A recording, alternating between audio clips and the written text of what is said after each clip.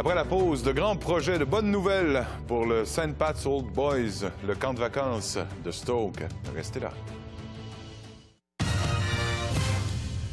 L'association entre la Société pour les enfants handicapés du Québec et le St. Pat's Old Boys va enfin permettre la réalisation d'un important projet de revitalisation du camp de Stoke, un projet de quelques 5 millions de dollars. Les deux organisations ont profité aujourd'hui de la nomination de la nouvelle porte-parole de la Société, la médaillée olympique et sénatrice Chantal Petitclerc, pour confirmer la concrétisation du projet.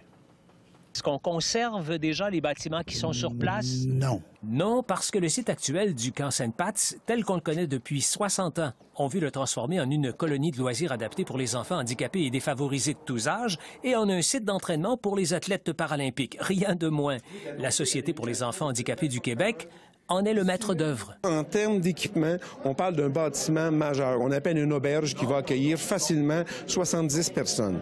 Ce bâtiment-là va être construit sur 2 ou 3 étages. Ça, c'est le côté technique. Comme au camp Sainte-Pat, il y avait l'équipe de biathlon qui s'entraînait. Pourquoi ne ferions-nous pas sur le site un site d'entraînement pour les athlètes paralympiques? C'est peut-être là le volet le plus audacieux du projet. Le site de quelques 200 acres a un potentiel exceptionnel. On y travaille depuis au moins 3 ans à ce projet. C'est que ça va être un endroit où les enfants et les parents vont être tellement heureux de participer. Pour le président du St. Pat's Old Boys, ce qui importait d'abord et avant tout, c'était de trouver un partenaire capable de redonner vie au site, dans la continuité de la vocation qu'on a toujours voulu lui donner. Les enfants handicapés ont cette vocation-là. Les enfants de la ville de Stoke qui sont ici pour un camp de jour, et puis les enfants handicapés.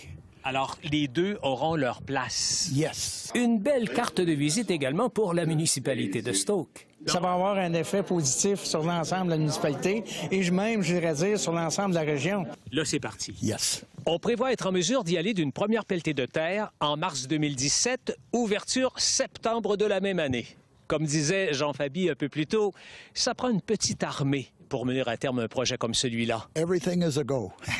Marcel Gagnon, TVA Nouvelles, Stoke.